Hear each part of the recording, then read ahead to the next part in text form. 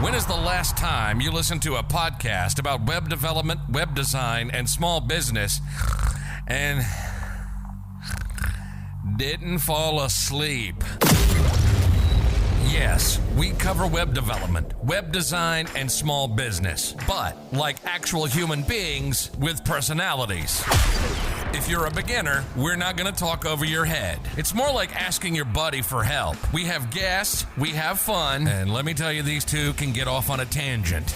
Ladies and gentlemen, welcome to HTML All the Things Podcast. This is Matt Lawrence and Mike Curran.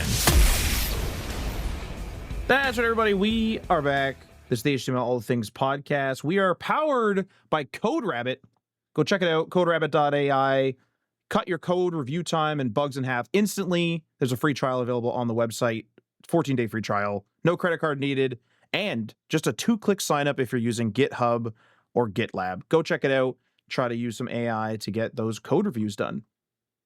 But this episode is titled, We Should Care More About Web App Security. So in this app, Mike's going to build, in this episode, Mike is going to talk all about app security, web app security. And also, I'm going to touch on something that's like podcast related as well. So we were discussing this, and we have a weird conundrum. So we want to do more conversational episodes. The audience has spoken. We've received actually a bunch of feedback, bunch of comments, bunch of emails. People are like, yeah, we want conversational episodes. But then Mike and I, when we do like a more hard skills episode, our skills don't necessarily overlap because we're just a 2-person company. So, I mean, that makes sense. Like, I do some stuff, he does some stuff, and they're different. So we're trying to work through that. So I don't know if anyone has any suggestions for that in the audience as to how to handle that. I mean, obviously one of the solves, I guess, is to just like work together more. But I mean, you can't be doing that overnight. I can't just like suddenly be like, I know everything Mike knows. Anyway, just a small, plea for help in the beginning of this episode. But anyway, we're going to be talking about web app security. So if this sounds interesting to you and you want to support the show, you can go and check us out on that Patreon, leave a review or rating on your podcast app, join us in our Discord server, share this with your friends. And just a reminder that we have a Scrimba affiliate link. If you want to learn how to code, net up to 20% off using our link, scrimba.com/links/HTML, all the things. That link will be in the show description as well as in the show notes with full details on htmlallthethings.com. So Mike, why don't you let us know about web app security and why we should care more about it? Yeah, absolutely. I think we had an episode on this a little while ago, and I went into some detail about, front-end, back-end, vulnerabilities, stuff like that. And I think it was a good starting point.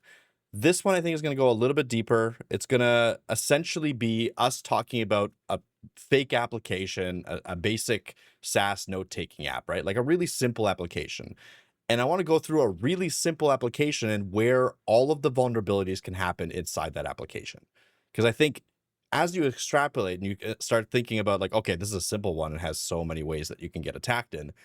Imagine something slightly more complex or even super complex. And then obviously those attack vectors start growing and growing and growing.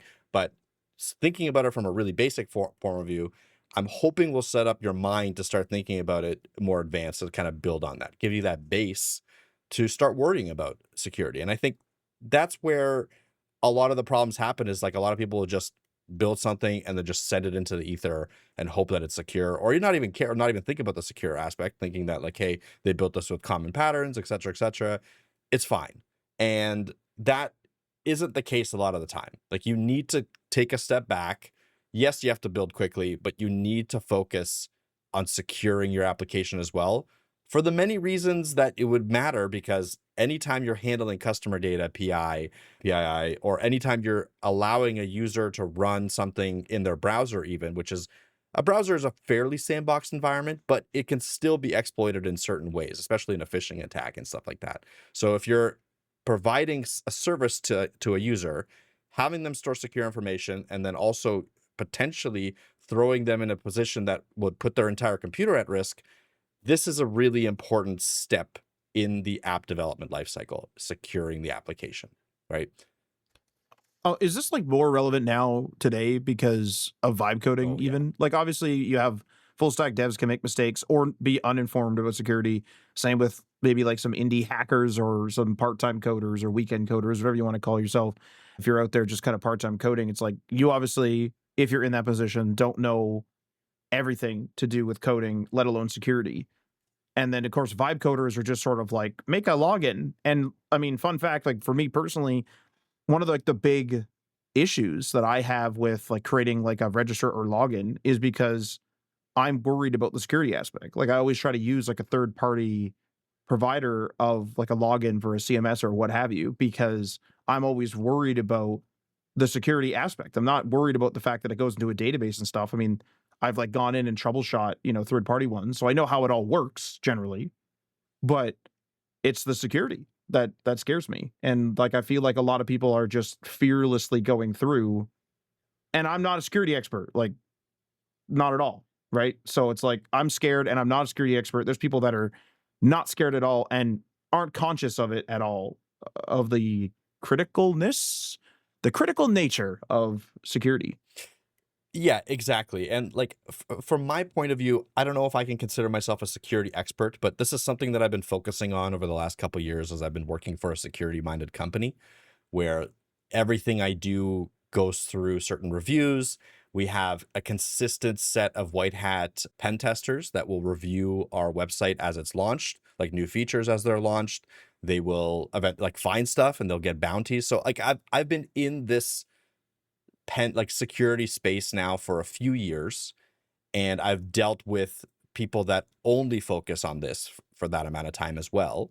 So I have a good understanding of what it takes for a fairly, used application to maintain its security for the user's sake, right? Like I have that, and I will say that like it's probably good to have that kind of mindset that you have where like, hey, I don't want to do this and I want to use a third party that knows what they're doing.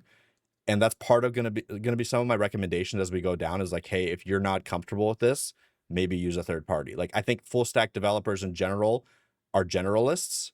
And a lot of times I will always kind of point them to the direction of like, hey, if you're not good at securing APIs, use a service that can provide the API for you, right? Like that's, if you're not good at securing servers, use, Vercel rather than spinning up your own server because they have a bunch of firewall stuff that they automatically set up. Like there's just a lot of services out there now that allow for a full stack generalist developer to create a secure application, quote unquote.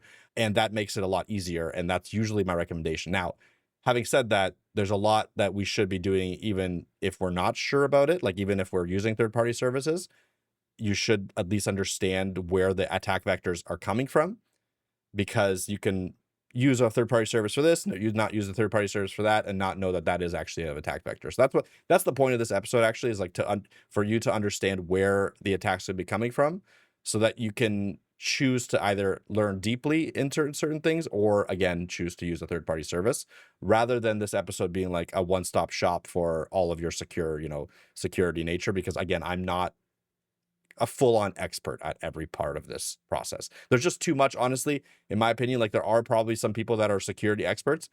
I wouldn't trust someone that was like a full stack developer and an expert in security. I think it's one or the other almost, where again, if you're a white hat, I would expect you to be an expert probably in certain things where like you understand how a certain vulnerability works.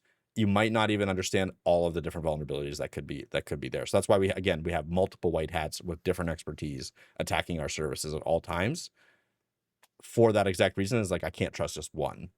And even then, like again, our developers are good at security, but I can't trust them all to be experts at the security portion either. Well, this is going to sound unrelated, but it kind of isn't, is that, every good heist movie has several people in very specific roles. The safecracker doesn't know how to get through the glass. The guy who's getting rid of the laser beams or whatever doesn't know how to like get into the safe. It sounds ridiculous, but people breaking in to servers and breaking into apps is not normal usage. No. Like, you know what I mean? Like sometimes there is a security incident where something is displayed accidentally through non-nefarious use. But people are constantly trying different methods, whether it be social engineering or technical means or a combination of both and other things too, I'm sure. There's no way for everybody to know every single thing. There's just first of all, a lot of these new security things, these security holes, a lot of them are being invented, right? Like people are figuring out how to do them. So there's no expert in them if they've just been sort of figured out. Yeah, absolutely. Exactly. So a lot of stuff is actually, there's also 0 days that we have to worry about where like we don't know about them yet, right? Like we don't know about some exploits. There could be some hidden Trojan horse exploits that are on everyone's computer right now that we don't know about because of the fact that there's 0 Right. days and they're saved for like that really, really important hack that someone needs to do, right? Like they're not going to be used on you, the listener or us, like even they're going to be used on, you know, a potential like, you know, big time hack that could happen to a country's nuclear facility or something stupid, like something ridiculous, Or like a that. big bank if Yeah. it's a money heist or something. Yeah. Exactly. Like they're saving it for a specific purpose because as soon as they use it, most likely what's going to happen is someone will find how they did it and then patch that back. So a lot of this stuff is kept secret for a reason, and the very expensive hacks can be very very hard to get and very expensive because of that. But yeah, with that, I think another thing that I kind of do want to talk about is what you brought up with the AI portion of it, the vibe coding portion, right? It's another reason I wanted to redo this episode. I think vibe coding itself, I don't think a vibe coding session, like a simple little app that you're going to create, is going to have more or less bugs than a regular, like random full stack developer that will create it, right? What I do think is going to happen is because we're allowing anyone to create these things, there's just going to be more things to attack, right? Like there's just going to be more apps out there that could be attacked. And that's where there could be a danger with the vibe coding because there's just going to be more places to attack. Secondly, as we start to build on top of these vibe coding apps, I think the Frankenstein nature of like a vibe coded app and then someone coming in and maybe trying to vibe code another addition to that application is where the danger could happen. Like those connections that you're going to be creating with different vibe coding sessions, they might not have a good enough context to be able to secure those connections if it's all AI doing it all the time and you don't have a expert reviewing the code that's being created. So there, I think because of vibe coding, because of AI, there could be more ways or more surfaces out there to attack. And I think, again, as you start using autocomplete more often, as you start using, you know, cursors, the windsurfs, those can also expand because you're writing more code faster, and therefore you're building more features faster, and therefore you have potentially less time to even test those features because the expectation is that, hey, you have to build faster because you have these tools, but the expectation is never, hey, you have to like secure this faster because you have these tools as well. Now, I think you can use tools to help you secure things. That's maybe a whole other episode that I want to do is like, how do you use AI to help you pen test? How do you use AI to help you write better testing? How do you use AI to help you code against these vulnerabilities, you know, like defend against them? But that's a whole separate thing that you have to now do, right? Like again, it's part of this process of, hey, we're giving these tools to developers right now. We're enhancing them, but because of that, we're also expecting more out of them, and that could lead to people stretch thin, and that's where these attacks can start, or these vulnerabilities can start to show up. But with that, I do want to move on to the start of this episode, really, which is what are we going to be building? Like, what are we talking about in this application that we're going to be talking about where the vulnerabilities could lie, right? So the app that we're going to be building is a basic SaaS application, so software as a service application where people are able to sign up, a note-taking application. It's going to be built with something like Next.js, tRPC for the endpoints, for like the API side of things, Prisma as the ORM of the one that I use the most, obviously, because I talked about it quite a few times on the podcast, and Postgres SQL for the database, right?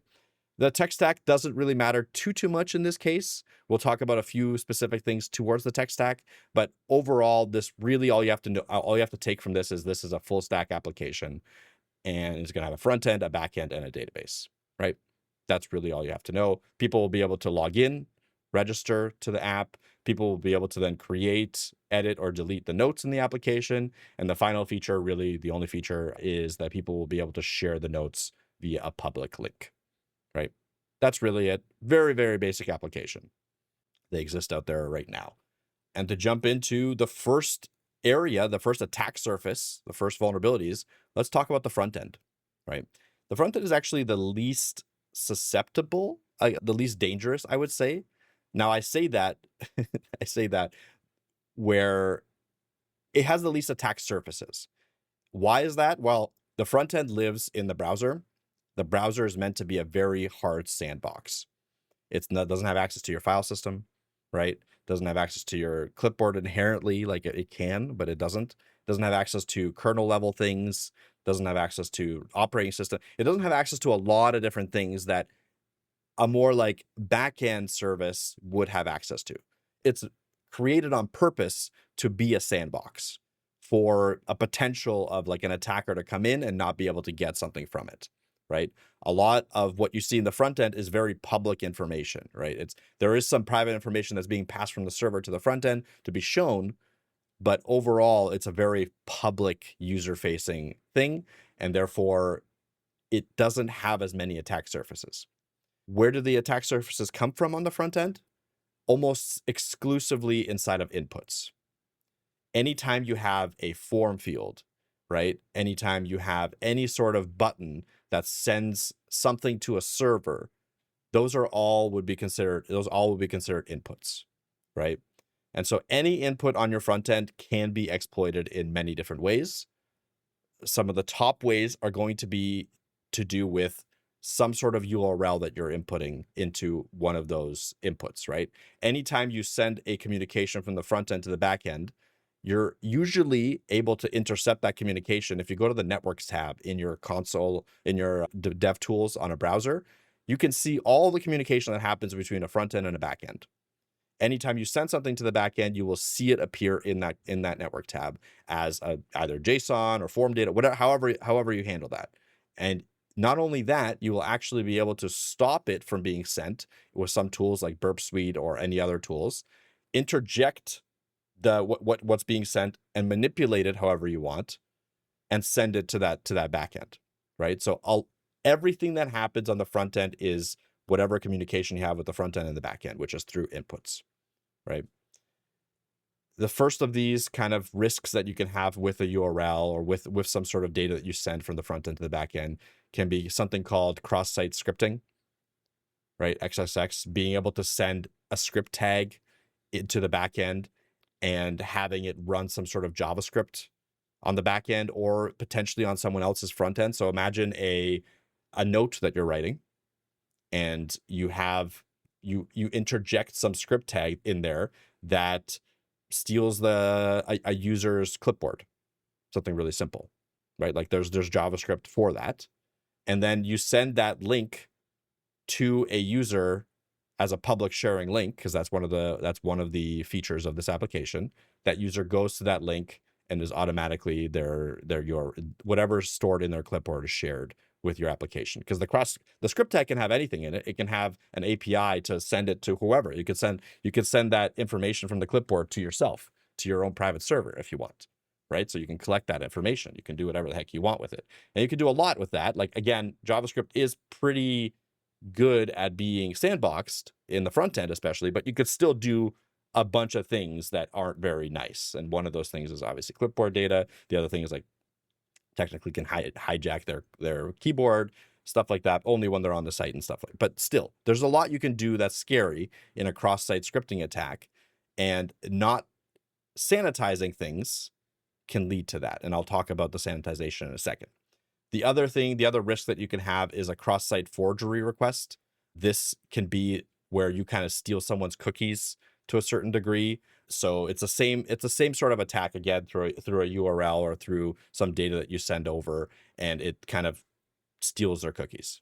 The last thing is clickjacking. Again, sending some sort of random URL in there that actually says that you're going to one site, but really the URL of that site is something more malicious, and you send over and clickjack the person to some malicious thing, like maybe you're trying to drain their wallet or something like that, right? You send them to a site that looks legit, but is slightly off. Like you look at the URL and they're like one letter that's different, and they input their wallet, and all of a sudden you're drained. So lots of things to do, really, again, with information that you're sending from the front end to the back end. And if the back end doesn't catch that information as being weird and then sends it back to the front end to another user, that's a really dangerous thing, right?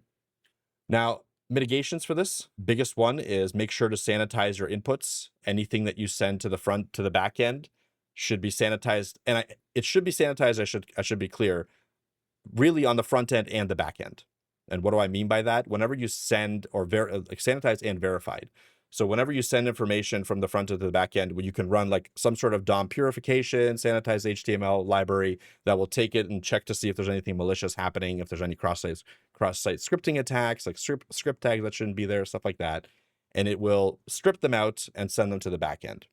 Now, as I was mentioning before, in one of these attacks, someone could actually manipulate what's being sent from the front end to the back end. So bypass your front end verification and send whatever the heck they want to the back end. So that means you have to do the same thing on the back end, right? It's nice to do it on the front end just for convenience sake, just to make it really clean when you're sending stuff, but you should always do it primarily on the back end, because you can't assume that anything that's sent from the front end is fully clean, because the people can hijack that send. That's the big thing. So make sure you do all important verification on the back end. If you do it on the front end, that's great, that's cool, but do it on the back end more than the front end. I just want to make sure that's super, super clear. Like checking for the right email address, checking for passwords and stuff like that. All of that should be done on strictly the back end not the front end.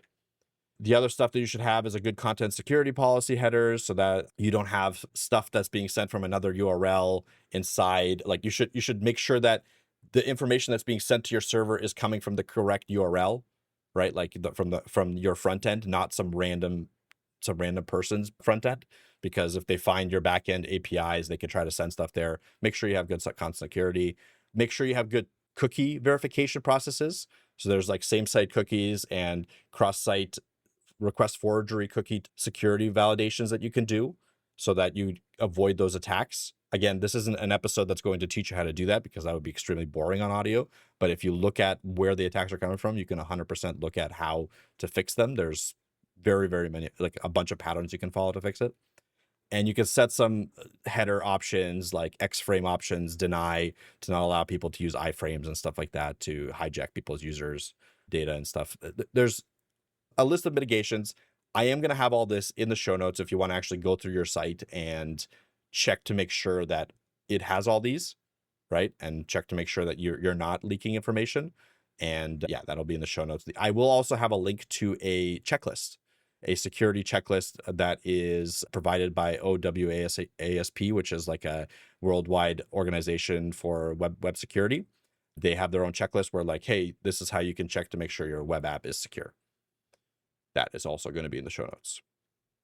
But that's really it for front-end vulnerabilities. Again, the attack surface in front-end vulnerabilities is fairly limited, but inputs could mean very, very, like a hugely amount of different, like a lot of different things, right? Forms, query parameters, cookies, URLs, like it could be a million different things that an input is, but it is strictly really that communication between the front end and the back end that is the vulnerability sector.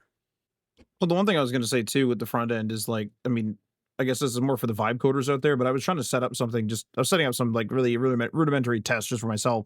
And so I got ChatGPT just to generate me like a quick form. And I was kind of playing with some stuff just to see how it would look in an email. I was like literally like styling an email, and I was just playing with it. And I was like, hang on. I was like, I just kind of realized that I got ChatGPT to generate this form, and it's private, so it doesn't matter. But this form feels like it's insecure. Like it's just sort of like very plain, very vanilla, like there's nothing more here. And so I think, okay, that's kind of strange. So I ask it, I say, hey, like, is this form, potentially, could someone like try to run some nefarious code? Could somebody put some stuff in here? And it's like, oh yeah, like this form that I generated is insecure. If you're worried about it being secure and wanting to put it into production, here's all these steps and here's all these things that you could do. And I mean, going through that section, or when Mike was going through that section there, it just reminded me immediately of, okay, like think about any of the vibe coders out there that just have no idea about any of this. Like I'm not the biggest expert in this stuff, but I'm aware that you should be, making sure that people can't just put in like random scripts into like the body of an email form, things like that. And I mean, there's ways around this. Of course, you could use like a form plugin if you're using WordPress, for example. Many other embeddable form handlers that happen out there as well, of course. And I mean, usually people do end up using some sort of form plugin because they have it connected to their CRM or MailChimp, or enter in 1.5 million analytical or marketing services here. But it's just something to think about, right? Where I mean, my prompt apparently wasn't a good one, and it was fine for my private, messing around, but bit of a red flag. And how many of these things, like we're just on front end vulnerabilities, how many of these AI generated security holes are we going to see out there? Like it's just kind of a word of the wise. Like it makes sense to tell the AI, I need this to be production ready. I need this to be secure at the very least, to try to get it to generate some stuff. Or, you could even ask it, hey, is there anything else I should do for security here for this thing that I generated? Yeah. Not that it's going to give a perfect answer, to be clear, but yeah, exactly. Like I think you can prompt it to be better, but like, honestly, if you're vibe coding a production application and you've never coded before, or you have very little code experience and you're trying to put it out there and get people to log in and register and all that, I would almost say don't. Like, get someone to review it, make sure that's it's at least reviewed once, pen tested, whatever. Like, it's going to cost some money, sure, but like, it's going to save you probably a headache if it does take off. Like, best case scenario for you, right? Like, your application that you send out takes off, but all of a sudden there's a bunch of different vulnerabilities and you're in the news for leaking a bunch of data, or even worse, getting people's sessions hijacked, right? Like, that can happen if you build a janky application. So yeah, definitely be careful in those circumstances. If you're just building something test and you're just, playing around with your friends, okay, like, warn them that you don't know what the heck's going on. You make them use like dummy credentials and stuff like that. That's fine. Like, it's not a big deal. You don't have to get that tested. It's like, but if you're getting like a general public to use it, it's risky as heck to just release something into the ether. Well, the thing that sucks about all this stuff, I will say as well, is like, we just did the first, section of the security part. You're going to talk about API and backend vulnerabilities. You're going to talk about the database layer, auth and session management, things like that. And there's a couple other things. And what sucks about all this is like, this is almost a job in and of itself. Yeah. Where it's like, imagine or think about all the work that's gone in to make this app just work, just actually function. And then now it's like, oh, I have to think about all this other stuff as well. And it's vital too. It's not like something where it's like, oh, I'll just kind of get to it. It's like, well, you should get to it now. Yeah, and it's the part that product managers hate as well, as like product owners and project managers and stuff like that, because it's the stuff that's like happening behind the scenes, tough to quantify, doesn't help with the bottom line, right? Like, so like the engineers really have to push for it, and the project managers will be like, well, why are we doing this? Why do we care? And you have to like have a good explanation, because a lot of project managers, I'm not going to say all of them, but a lot of them only want to see output, because to the people that they're reporting, that's the only thing that they want, that they care about. Like, it's tough for them to justify, hey, could we spend an extra week securing this application, when they're like, well, it's good enough, right? Like, right, yeah, exactly. like, but you're not going to get that extra feature in. So it's a hard one to solve, just like most tech debt things, because of the fact that everyone's just kind of pushed to the limit most of the time when you're trying to build an application from scratch. It's like IT always looks like it's in the red, but then if you don't have IT and your computers go down, now everyone's in the red. So it's kind of like, hey, we're in the red here to make everyone else green, or in the black or whatever. Yeah, it's a really tough thing to talk about, and a lot of people might click off of this episode. Like, I'm not sure if this is going to be one of our most like highly viewed episodes, but I need to talk about this stuff because I'm just seeing how many vulnerabilities can be found in smaller code bases, and I can only imagine how many more can be found in larger ones, right? Like, this is the scary thing for me. Is like, I know for a fact there are hundreds of apps out there, no, not hundreds, millions probably out there, that have vulnerabilities that I'm going to be talking about in this episode, and that are just leaking information that shouldn't be leaked, that are just able to hijack stuff that shouldn't be hijackable, like tons of stuff. Now, the severity of them can be very different, right? Like, if you're not storing any user data, the severity of a data leak is very low. Like, if you're, I was going to say, like, oh, yes, I grabbed all this public information already. Correct. Like, they gave me the body of their blog post, which is public. It's like, well, yeah, I have it too, without doing anything nefarious. Yeah, exactly. But some people might not even realize the information that they're storing. Like, if you're just doing OAuth for Google, for example, and you're like, I'm not storing any user data, I'm just storing OAuth. I'm just using OAuth. But the reality is, you might be storing emails. And yeah, emails, quote unquote, are almost not private information anymore. It is private information. I want to make that very clear. In terms of like actual definition of private information, emails are absolutely private information because you can have your name in there and that's private information.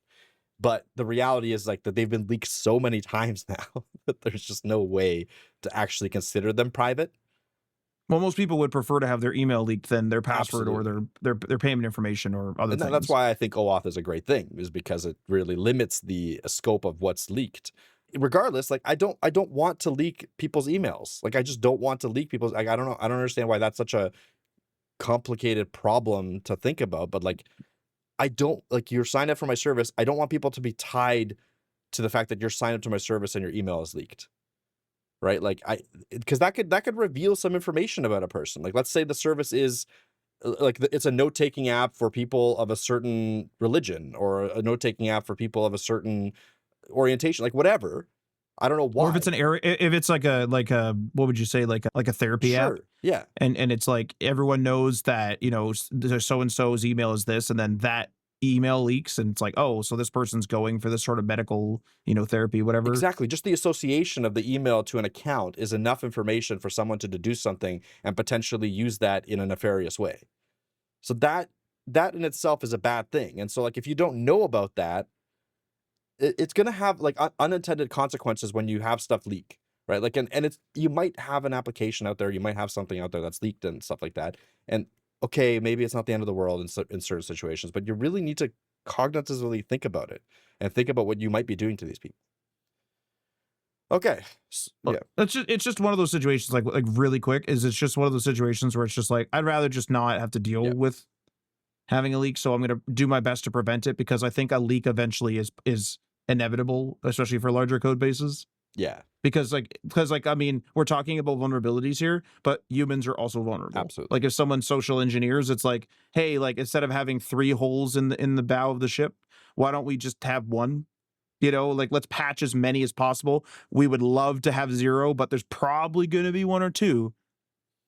Yeah, that's the thing. Like social engineering is going to be even worse than all of the things that I'm going to talk about right now. And there's some really scary data out there about North Korean sleeper cells working in organizations right now. I don't want to get too tangent on this, but like right now and currently the assumption is that almost every Fortune 500 company probably has a North Korean sleeper cell working at it in some way, capacity, shape, or form, either as a contractor or something like that. Legit access to the data, right? Well, they're employees. it depends. Or something. Like this is why internal security is so important, where you sandbox what a employee can have, and so that even if you have a nefarious actor, they can't take down your company. They can only have access to the data that they need to do their job. But even then, that's still a lot of data, and that's still assuming that those principles are applied correctly, right? Which is a big assumption to make. So it's a scary thing. It's a scary world out there right now in terms of security.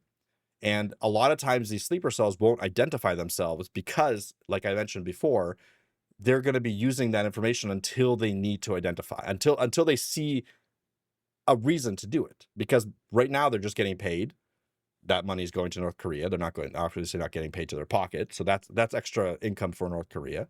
And second of all, they are also going to be in a situation where they might have access to more data and gain more trust and have access to more data. So they're waiting for the right opportunities, or when someone gives them the order and being like, okay, burn it and, do as much damage as possible. So like, this is a serious concern. This is out of the scope of this episode's conversation, but maybe again, warranting another episode about social engineering in general, because that could lead to way more damage than what we're talking about here even.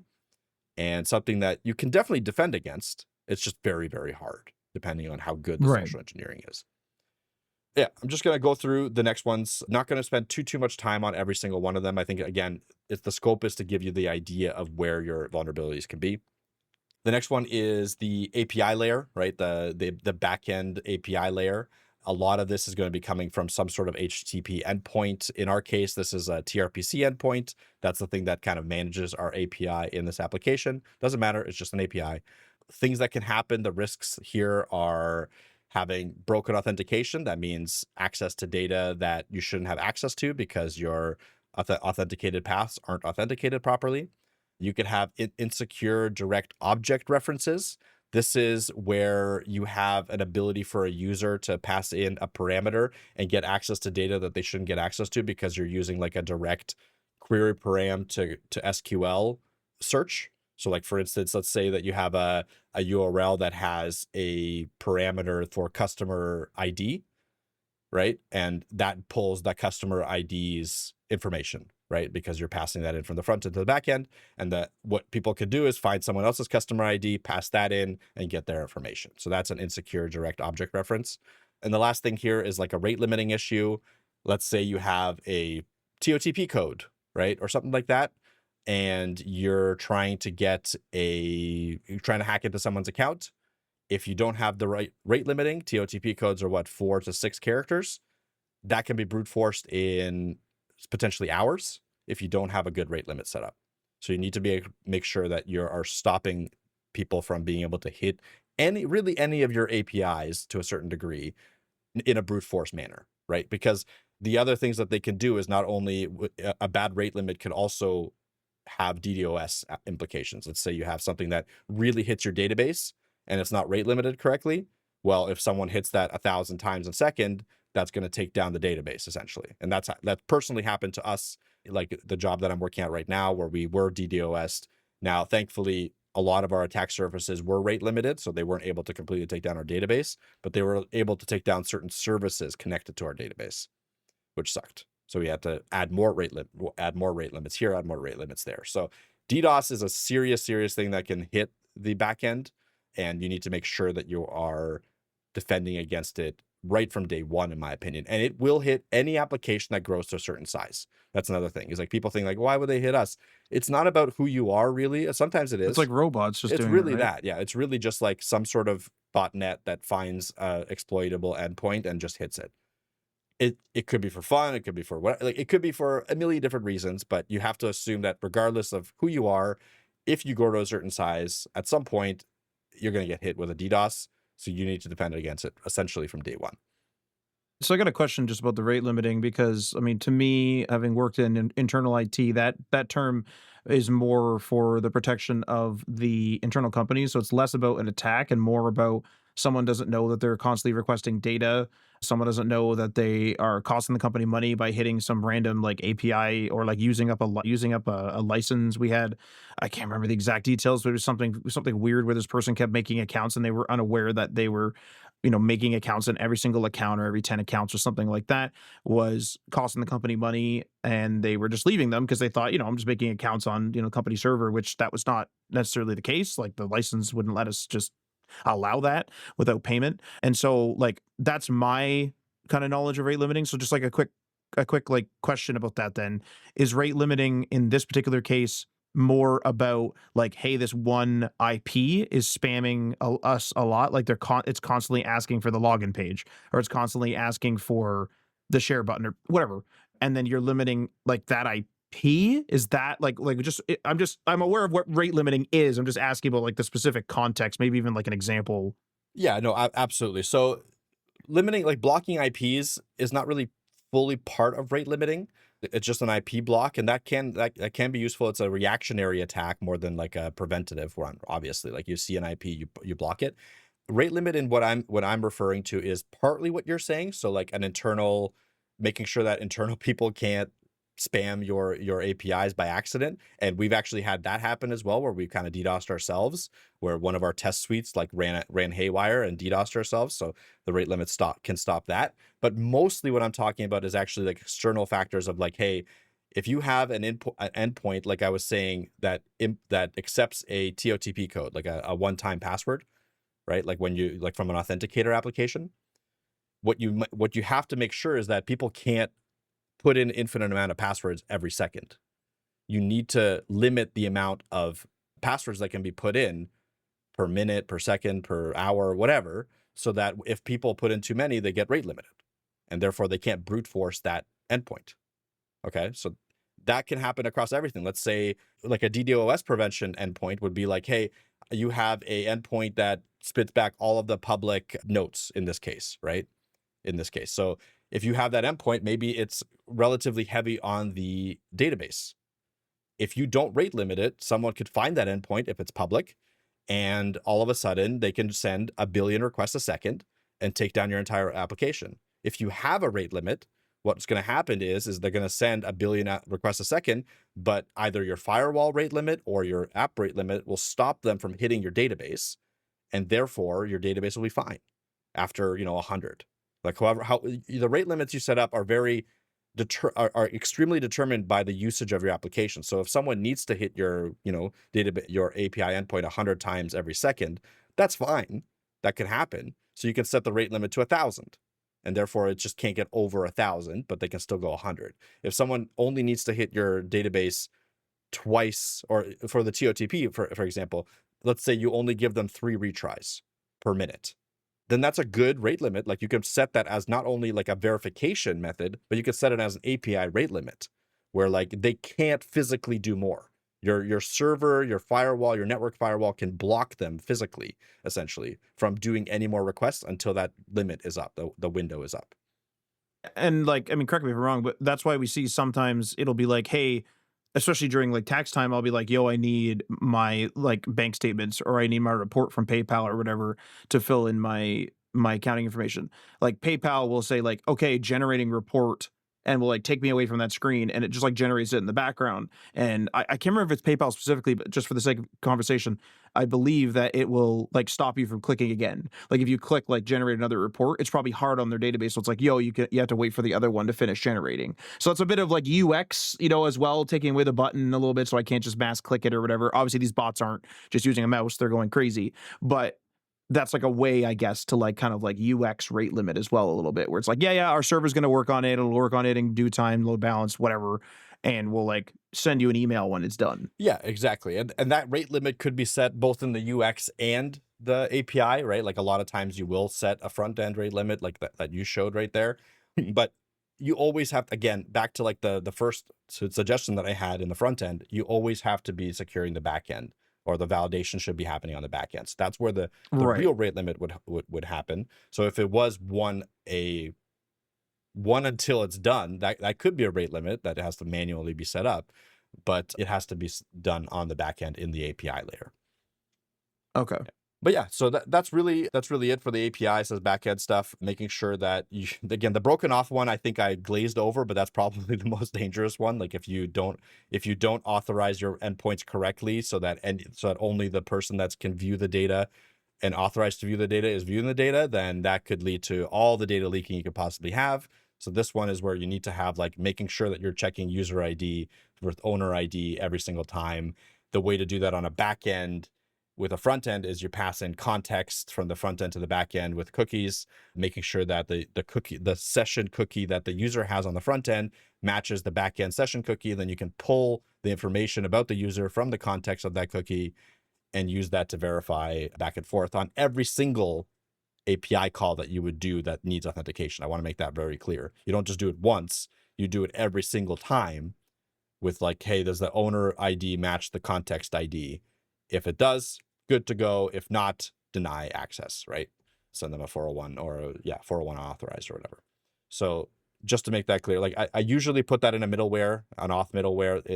In the tRPC case, it's really, really easy to do. It's easy to do in most API management like services, or frameworks. But regardless, always have a auth middleware that will run on every single authenticated endpoint, not just the one that authenticates the user. The next thing here is the database layer.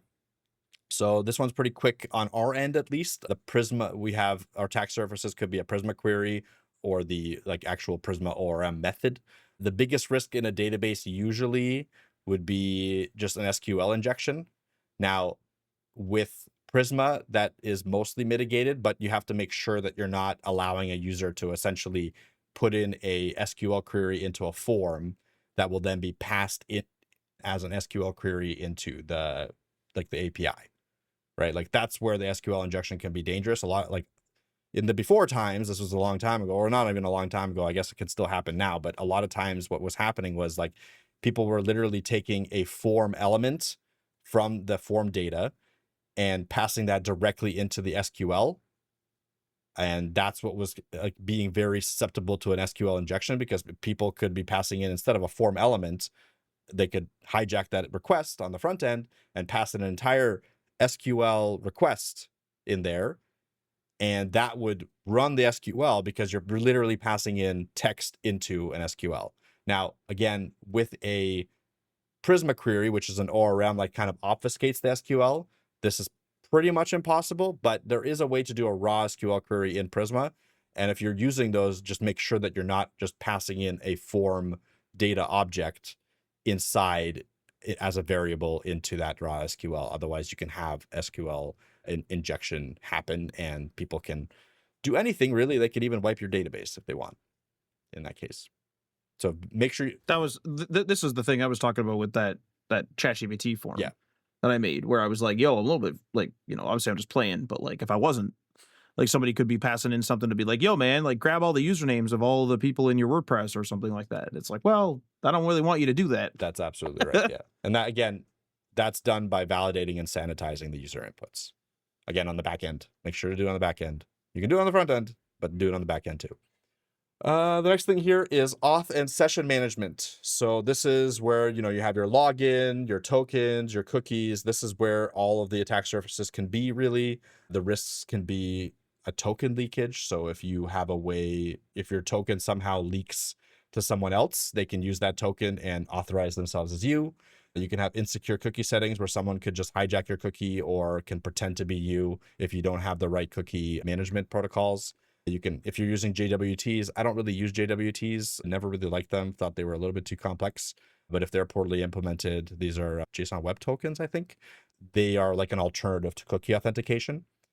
If they're poorly implemented, also easily susceptible to a hack of some sorts. I think auth and session management, Matt, you mentioned the best way to handle this is honestly use a third party. I don't think it's very difficult to do this anymore. There's a really good, and I will add it to the notes, kind of quote unquote online resource for building your own authentication that has very, very easily followable patterns to do. I believe Lucia Auth is the author of that. So they have, if you go to lucia-auth.com, and again, I will add that to the show notes as we speak. This is a method that you can follow to create your own authentication endpoints or authentication system. If you follow it one-to-one, it literally provides you code examples, so you can literally copy paste most of it. You will have your own built auth that is secure, right? Like that is a very secure, it's open source. This thing has been tested all over the place. So it's a really, really good service to actually teach you how to build auth. They have a more intricate book that they wrote called the Copenhagen book. You can find it from the link that I'm going to send you. That's in the show notes as well. That kind of goes into how all these auth concepts work and why they work well and etc. If you're serious about authentication, I highly recommend using this resource to learn how to build it yourself. But having said all that, if you're just need to get that app built, services like Clerk, services like Next.auth, like that's just like a package. There's plenty, like Supabase, all of them offer third-party auth that they manage all of the session tokens, everything for you. They just give you the API patterns to follow. You copy paste those patterns. You use their databases. You pay them some money sometimes if you get big enough. Usually they have a good free tier, and the auth is handled for you. So if you're building something quickly, use that. If you want to learn auth, go to Lucia Auth, read the Copenhagen book, spin it up yourself. It's actually not that hard. I want to be clear, but it does require effort. It does require reading. You can't just put it in. Like, I would not recommend just putting it into a vibe coding session and be like, hey, roll me my own auth.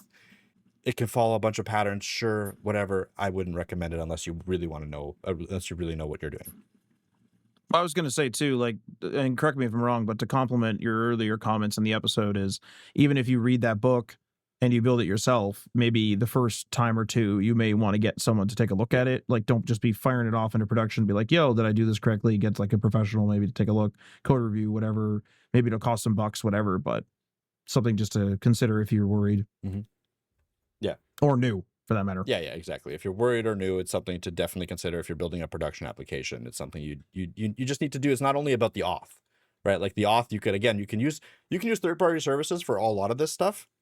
Mm-hmm. And still have issues with the integrations, right? And that could be where you leak data. So you need to be careful regardless of how many third-party services you use to make it so that you're safer. You could still screw up. I think the second last thing here is public link sharing. So that's the feature that I was talking about, where you send you create a public link of the note, send it over to someone, and they can see it. Now, depending on how you want to handle this, like, do you want this to be public for everyone? Do you want this to be access controlled? There could be an enumeration attack. Essentially, if you're just sending over IDs of the note to someone, then people can start guessing the IDs, especially if they're sequential. Now, you should never use sequential IDs to store notes or store any public information. You should always use UUIDs, which are generated hash slugs, like generated and are pretty much almost impossible to guess. Like a good UUID following a solid pattern is almost as safe as a password, even though, like, technically guessable, but it's guessable in the same way that a password is guessable, right? Like, it's just so many keys, it's almost impossible to guess it. So that's a good way to mitigate an enumeration attack, and making sure that, again, in a public link sharing, you're not leaking any private data. Maybe what you're doing in a public link is console logging some information about the user that generated that note by accident, like you left a console log in there. Well, make sure that you don't do that kind of stuff. Make sure that you don't have too much information returning from an endpoint. That's another really important thing about endpoints, is like, you can sometimes create an endpoint that works and it's fine, but why are you returning the user's email every time you're asking for someone for like a random note or something like that? Why are you returning the user's date of birth when you're asking for a note? Like, it will work because your front end can strip that data out and use whatever data it needs. But the problem is that, like, in the network tab, someone can go in and see the data that's returned from the server. If there's too much data, they can utilize that in bad ways. And Well, I was gonna say, this is a kind of a double whammy as well, because like I've used a platform in the past where we've actually kind of like screwed ourselves over with people logging in, and like the server kept crashing, giving 503s and other busy signals and crashes, and all the mess that comes with too much traffic. And it wasn't a DDoS attack or anything like that. What it was whenever you logged in, and I want to be clear, like, we didn't code this thing. This was like a thing that we installed. Whenever you logged in and you listed all of the available options, it would literally grab all the available options and all the information surrounding those available options. Now, if this was custom coded, that's foolish, because you're grabbing a bunch of information that Mike just said, like, could potentially be leaked. Yes, you could secure it, but like, sometimes it's like, why even just grab it? Like, just don't grab all that stuff. And second of all, it's almost like you're helping that rate limit stuff, because what we ended up having to do is, we couldn't mess with the core files. There was a reason for that. So what we had to do is we had to just change what page was loaded upon the user logging in, and they could still get that master list, but we paginated it, or paginated, whatever. We paginated it, and then we made the pages like a couple, so it would only grab a couple. So that way, now it's like every user is not hitting that when they're logging in, and when they do go to hit that, they're getting like a limited one, and they have to just like look at two, because it was rare that they had to look at that. To be honest, like, I think engineering wise, not that I'm, the greatest coder in the world, I think that thing was engineered poorly. Like, that's a pretty poorly engineered thing, because it's like, I'm being intentionally, I can't say what project it was, but basically it's like, you log in and all the options are just right in front of your face. Like, oh, you could take this, you could do this, you could try that, you could try this, you could buy this, you could do that. And it's like, why is everything being loaded with all the details, and many of those details not displayed on the screen? So, bit of security there, but also a bit of rate limiting stuff too. So it's, sometimes it's a double whammy, where it's like, maybe just grab what you need. And if you don't need it, just don't grab it. Yeah, I think a good example of this as well is like in an ORM, a lot of times you have or not even an ORM, I think in SQL in general, you have the ability to grab everything with a star, and you have the ability to select what you want to grab. And my rule for the code base that I'm currently working in is you can't do the star. Like, no matter. Makes sense, yeah. Like, no wildcards. Yeah, no wildcards. If you're going to be sending back data, it has to be a select, where you select each and every piece of data. So therefore, you have to think about everything that you want to select. So that saved us quite a few times. And to be frank, before I had that rule, we actually did leak some information that we shouldn't have leaked, because of the fact that there was a wildcard and it allowed for everything to be leaked, or not everything to be leaked, but like certain information be leaked that should not have been leaked. Now, I can't speak directly on what that is, because it was like in a But staging it environment. speaks to security through obscurity, right? Yes. Like it's like you just don't grab it, so then the potential hacker just doesn't know it's there or doesn't see it or whatever. Yeah, and again, security through obscurity is actually like not on its own is not the good practice, but it should be part of every piece of the code, right? Like so security obscurity is just one small piece, and then everything else on top of that helps. Like it's just like you're building walls that people will have trouble getting through. And when I say have trouble is because like realistically, there's going to be some gigabrain that's going to get through one wall and two walls and stuff like that. So like even no matter how good you think your app is secured, multiple walls are probably able to be broken down. But the point is to add so many walls that it's A, not worth it, and B, it just becomes a very time and costly thing, time constrained costly thing. So that's the idea of a lot of these things, is that you need a one and done solution is never going to work. You need multiple layers of security. Every military strategy has a counter strategy. Yeah, absolutely. No matter how innovative you think it is. Hosting and deployment. This is the last one that I'm going to talk about here. This one is the one that I'm still figuring out, if I'm honest. And this is why I use Vercel. I want to be very clear here, is like the reason that we're using Vercel in our current application, it costs a lot of money. That's also very true. Like we're on the enterprise plan, costs a ton of money. I think we can do it much cheaper with servers. But what we can't do with servers is have the in-house expertise to secure those servers perfectly, right? So anything that is very mission critical, I will use a third-party service for. And if I don't use a third-party service, I will hire someone that can actually do the security. So the cost benefit analysis for me is if this costs less than a team of people that will need to secure it, it's still worth it for me to use it because they have a team that secures it, right? That's why I use these third parties. They have a team that is dedicated to securing this data. I do not have that team. I don't have the money to afford that team right now. In the future, that might change, and we might hire that team. Right now, we don't. That's why we use services that do. And that's why a lot of this server config stuff isn't a huge risk for an application like this, because it would be hosted on Vercel. But what can be a risk is putting in an environment variable into plain text into your code that goes to the front end. And this happens all the freaking time. If you have an environment variable that is, for instance, a API key to random service, like maybe let's go to the Notes app. You have an integration with a to-do list on the Notes app, like Linear or something like that. If you put the environment key in the front end of that integration, someone else could get that environment key, will get that environment key, and they will use it, abuse it, whatever. They'll, destroy your Linear integration or something like that. They'll destroy your Linear account. That could get more severe, where if you're leaking a private key to a hosting provider, this happens more often than you would think. AWS keys are leaked all the freaking time. People can take that and start running Bitcoin miners on your AWS account, rack up the costs for you to thousands and thousands of dollars, and essentially could bankrupt you if you don't catch it quick enough.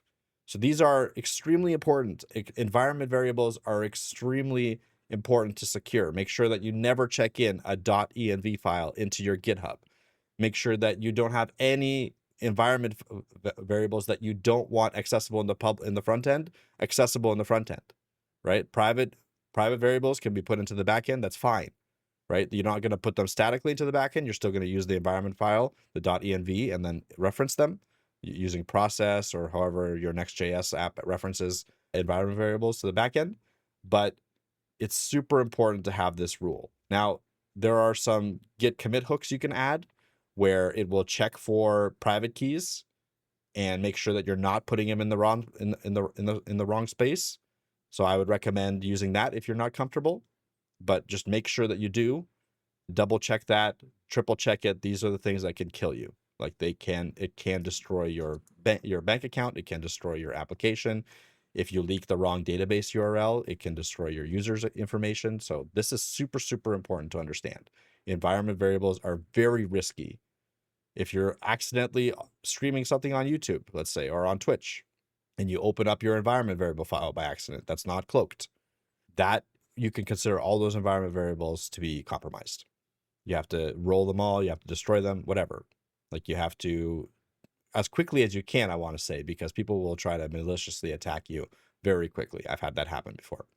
So that's really the biggest thing that I want to talk about in hosting and deployment, because I don't, again, have the expertise, because there's other things like firewalls and stuff like that.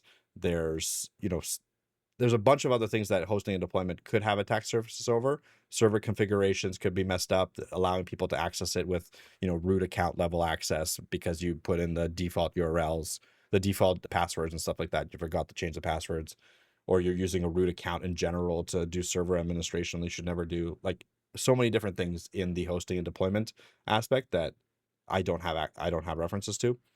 But it's super important to at least understand that, hey, don't leak environment files, because that can fuck you, and don't allow people to actually have root access to your servers in any way, shape, or form. Yeah, I think that's essentially it. Again, make sure that you're paying attention to this as much as possible. I will have some links that I mentioned in the show notes to that OWASP security checklist. That'll give you even more information about which services you need to pay attention to on every single application. And then the luciaauth.com website, which is a really good resource for understanding how auth works and be able to implement it yourself if you choose to do so. And I want to say, like, with that last little bit you did with the .env files, I almost want to say we need to make like a streamer's guide to hiding them or something, because there's a lot of people that make content now and share content and things like that. And I mean, I've like published, like, not necessarily env files, but I've definitely just like fired off my private API keys and stuff into GitHub and things like that in the past. I'm sure everyone else has too. So it's just like, it's one of those things, man. It's just something to cover up. You just don't want that out there. Essentially, yes. But I think that's it. I don't know about you, Mike, but I think it's time to run the old conclusion. Yeah, let's run her up. And just a reminder that we are powered by CodeRabbit. This episode is powered by CodeRabbit. Go check it out. AI code reviews. Go check it out on coderabbit.ai. You can check out their free trial, 14-day free trial, no credit card needed, 2-click sign up with GitHub or GitLab, trusted by over 6,000 customers. So once again, go check that out, coderabbit.ai. And remember that we are on Patreon. That's patreon.com/HTML, all the things if you want to support the show. And many thanks to our $3 tier patrons. Tim from The Web Hacker on thewebhacker.com. Jason from Geek Life Radio via geekliferadio.com. Garrett Segal, Level Up Financial Planning via www.levelupfinancialplanning.com. Magnus from YesWeb via yesweb.se. Syntaxify from the HTML All the Things Discord server. And Stacy Mosler from the website swoonworthydesigns.com. And last but not least, we'd like to give a shout out to Michael LaRocca, a contributing author on HTMLAllTheThings.com. Michael is the author of Self-Taught, the X Generation blog at selftaughttxg.com. His latest article actually launched a couple of weeks ago, maybe a few weeks ago now, depending on whenever this is edited and put out there. But it's all about standing out in this kind of crazy job market. So go and check that out if you want to, if you're having trouble with interviewing, if you're having trouble with like, man, I don't know how to like stand out in the sea of applications to every single job posting out there. Check out Michael's latest article on HTMLAllTheThings.com. Link will be in the show notes. And feel free to leave a comment or review on the platform that you are listening to this on. And this outro will sign us off. You've been listening to HTML All the Things podcast. Web development, web design, and small business. We hope you've gotten some useful and practical information from this show. And we hope you appreciate that we talk to you like human beings. And we hope you had some fun. We'll be back soon. But in the meantime, hit us up on social media on Facebook, Instagram, and Patreon at HTML All the Things. And on Twitter at HTML Everything. Until next time, this is HTML All the Things, signing off.